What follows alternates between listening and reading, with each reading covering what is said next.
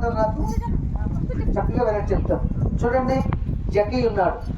ఆయన సుంకం పొత్తుదాడు, వడ్డీ వ్యాపారం చేసేవాడు, పన్నులు వసూలు చేసేవాడు, కఠినంగా జీవించేవాడు. చాలా ధనమంతా, ఎంత ధనం నీకు నాకైతే బీరువా. ఆయనకి ఇల్లంతా బీరువే.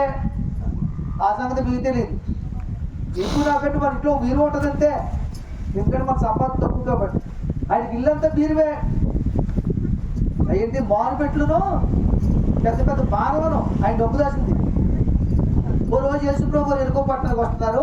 ఎరుకోపట్నంలో ఈ పొట్టి జక్కయ్య ఉన్నాడు. యేసుప్రభు వస్తున్నానికి ఎందుకో ఒక ఆశ కలిగింది ఆయన చూడాలని.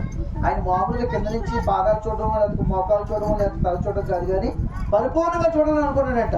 అనుకుని ఆయన వచ్చే త్రోవలో రోడ్డు మీద ఉన్నటువంటి మేడి చెట్టు త్రోవ వైపు ఆ రోడ్డు మీద వంగుంటే దాన్ని ఎక్కి వెయిట్ చేస్తున్నాడట. యేసుప్రభు ఎప్పుడు వస్తారా అని. యేసుప్రభు రానే వచ్చాడు. యేసుప్రభు రానే వచ్చినాడు. వచ్చిన తర్వాత ఆ చెట్టు కింద చాలా మంది ఉన్నారటండి. ఆ స్థలంలో అధికారులు ఉన్నారట, గొప్పవారు ఉన్నారట, ధనవంతులు ఉన్నారట, ఐశ్వర్యవంతులు ఉన్నారట, డాక్టర్లు ఉన్నారట, ఇంజనీర్లు ఉన్నారట, కలెక్టర్లు ఉన్నారట. కానీ ఎవరిని పిల్లలేదంటే యేసయ్య. ఎవరిని పిలిచినట్ట? జక్కయ్య త్వరగా దిగురా, ఎందుకంటే నీ మనసు అంతా నా కోసం ఎదురు చూస్తుందయ్యా. నీ హృదయం నేను చూశానయ్యా.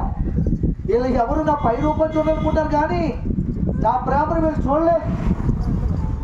నా మనసును గ్రహించిన వాడు నీవే. నీతో నేను ఈరోజు బస్ చేయాలి. నీటి కదరా, ఎంత గొప్ప సంగతే. ఆయన మాట పూర్తవకుండా దిగిపోడండి. ఈయన మేడి చెట్టు రండి అని తీసుకుని వెళ్తుంటే, తీసుకుని వెళ్తున్నప్పుడు యేసు ప్రభు ముందు వెళ్తుంటే, ఆయన వెనక జక్కయ్య వెళ్తుంటే ఆయన చేసిన పాపములన్నీ జ్ఞాపకం వస్తున్నాయి.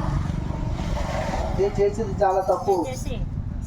డబ్బు లేదని తన్నారు, దుకాణాలు చల్లారి చేశారు, కాయగూరలు కింద పడేశారు, కుట్టాను వారి డబ్బు కోసం. నేను చేశాను, చాలా పాపం చేశానని చెప్పేసి ఆయనలో పశ్చాత్తాపడుతుందట. పశ్చాత్తాపడుతున్నప్పుడు యేసు ప్రభు వారి ఇంటి దగ్గరికి వచ్చారు. ఇద్దరు కూడా ఇంటికి వచ్చారు. ఇలాంటి ఇల్లే ఆ ఇల్లు కూడా. సరే ఇంట్లోకి వెళ్దామని యేసు ప్రభు సిద్ధపడుతుంటే, ప్రభు ఆగండి మీరు ఎక్కడ అన్నాడట. ఏదైనా అన్నాడు యేసు ప్రభు, మీరు ఆ ఇంట్లో వెళ్ళడానికి వీలు కాదు. ఆ ఇంట్లో అంతా పాపం ఉందయ్యా, దాన్ని అంతా తీసుకొచ్చి బయట పడేస్తాను, అప్పుడు ఎదురుగాని. ఈయన అనుకున్నానంటే ఏదో చెత్తం.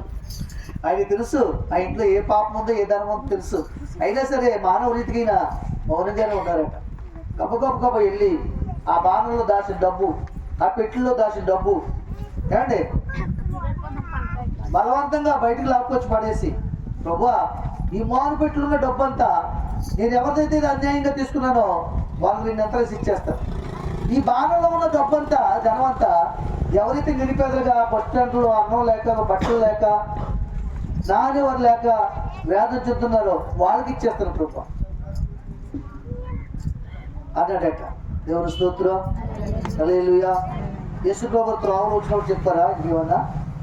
ఏమైంది చాలా నీ బతుకేంటో నీకు నాకు తెలుసు, నువ్వు ఎలా బ్రతికి ఎలా జీవించావో, అందుకే నేను రమ్మన్నాను, నువ్వు బోధ చేస్తాను అని చెప్పాడైనా? చెప్పలేదు. ఎవరు తెలుసుకున్నారు? జక్కయ్య తెలుసుకున్నాడు. ఎలా తెలుసుకున్నాడు? దేవుని మార్గంలో నడిచేవాడికి తన పాపం ఏంటో తనకు దేవుడు తెలియజేసి అందులో నిబంధన చేసుకుని అందులో నుంచి బయటకు వచ్చి తినలేని మార్గం నడిచే కృపను దేవుడు అనుగ్రహిస్తాడు.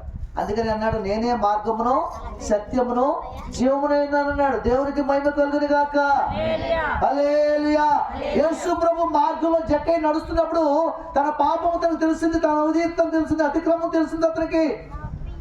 పిల్లరా తను ఏమైనాడో తెలిసింది, తర్వాత జీవితం ఏమవుతుందో కూడా తెలిసిపోయింది ఆయనకి. అందుకని యేసు ప్రభు చెప్పకముందే తన పాపమును తెలుసుకుని తన పాపను ఒప్పుకొని ఆ పాపను విడిచిపెట్టడానికి నిర్ణయం తీసుకున్నాడు. దేవునికి మహిమ కలుగును గాక.